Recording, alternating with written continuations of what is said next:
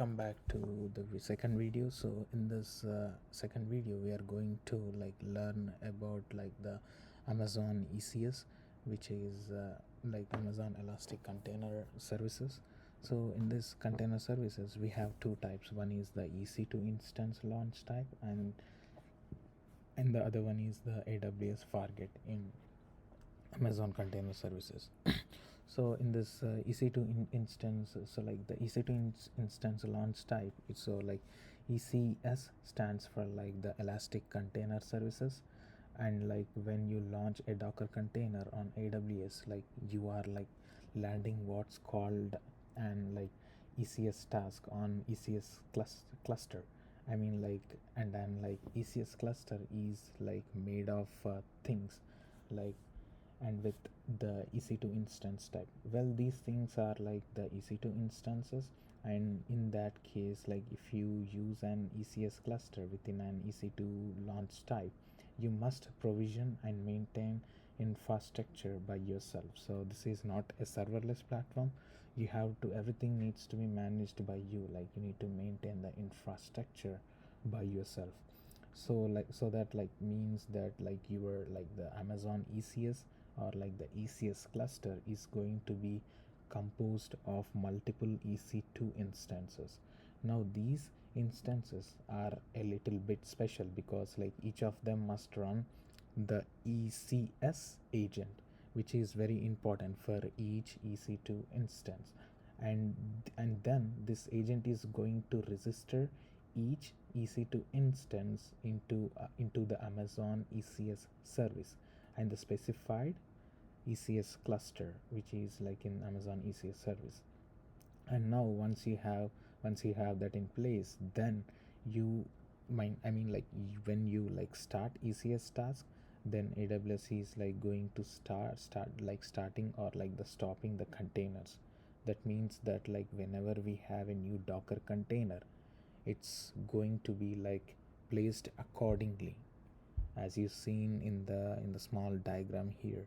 So E3 EC2 instances has been separated with the container and instance type and also the ECS agent on each EC2 instance over time, as you see right here. And you can start or stop ECS task and it will be placed automatically. So that's the EC2 launch type, and the Docker containers are placed on EC2 instance that we provision in advance. So this is a type of launch. This is a Amazon EC2 launch type in Amazon ECS. So now let's go back to the other one, which is Fargate launch type. So in the Fargate type, if we have an ECS cluster, we just create task definition to define our ECS task, and then AWS will run these ECS tasks for us based on how many CPU and RAM are needed. So that when we want to run a new Docker container, simple as that, it's going to be run without us, without knowing us where it's run, and without an EC2 instance to be created in the backend in our accounts for it to work. It is completely a it's like a it's like a little magic, big little bit magic. It's like a serverless platform where we don't know how automatically the instances are going to be created in the backend, which is the reason I really like the Fargate launch type. And also Fargate is a serverless, as it's easy way to manage than the Amazon EC2 instance type, because it's easy to maintain and easy to use. So that's the reason most of the people will prefer on Amazon Fargate in Amazon ECS instead of Amazon EC2 instance, because everything is going to be deployed by itself. We are not going to take care of anything. That's the serverless. That's the magic with the Amazon Fargate. Yeah. So that's about the Amazon ECS. So now Amazon ECS Fargate. Now let's talk about the Amazon ECS service, like which is the auto scaling. So auto scaling is one of the crucial component in Amazon ECS. So we can see, like, we can manually increase the number of ECS tasks in our services, but we can also automatically increase or like decrease number of tasks.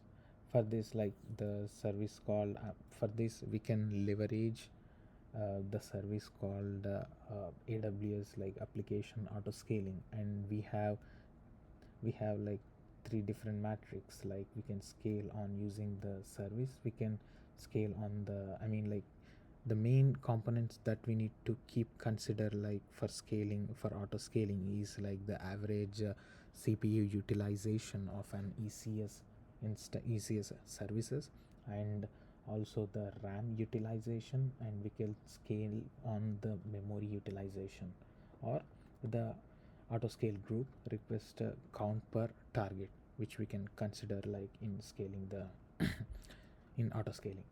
So which is a metric coming from the ALB, which is auto load balancing. So only these metrics we can have to remember. Then we can like set up a different kind of auto scaling for a specific target for like three metrics, as shown here, the key metrics as shown here. So one of them are like the step scaling, or like schedule scaling, or like target tracking. If we wanted to like scale the EC service ahead for that time. And also like that scaling your services, like your ECS service at the task level, is not equal to the scaling like your cluster of EC2 instances. If you are, I mean, like if we are if we are like on the EC2 launch type, and so therefore they like, that's why when we don't have like an EC2 auto scaling that's necessary, like when we don't have EC2 instances in the backend, then using Fargate makes services auto scaling much easier, as I said earlier, to set up, because like everything is going to be like the serverless. And it's why I'm a big fan of Fargate. And also like in like Fargate is as a serverless, so for like EC2 launch type, we can actually scale the EC2 instance in the backend if we are like using it. So we have multiple ways of doing it. We can use the auto scaling, group scaling, and so we scale our application. So we scale our auto scaling group, for example, based on the CPU utilization, and then we can add EC2 instance over time if the CPU skyrockets. I mean, like if there is a spike in the curve, if there is a spike in the matrix, or like we can use newer and more advanced features called like the ECS cluster, like capacity provider. And that's all about the auto scaling in ECS. Now let's talk about the task definition. So the Amazon ECS task definitions is like defining them in a JSON form, but through the console. There is a UI to help to create the JSON. The task definition tells the ECS service how to run a like I mean like how to run multiple Docker containers on ECS. And also there is a crucial communication within like our task definition, such as like image name, the port binding of the container, and the host, like if we are using on EC2, the memory and the CPU required for our container, and the environment variables, networking information, IAM role attached to these task definitions, and the login configuration, such as example the CloudWatch. So there are more information as well, but these are the most important test that we need to do for the task definition. So let's take an example. Let's If we have an EC2 instance and it is registered with an ECS cluster, it has to be running the ECS agent, and next we are going to run the next we are going to run the Docker container through ECS task test definition. Like for example, like any Apache server connected to the internet, and that Apache server can be like connected to the port 80 to receive the internet, then that port 80 from like Apache server to the ECS task agent in EC2 type instances.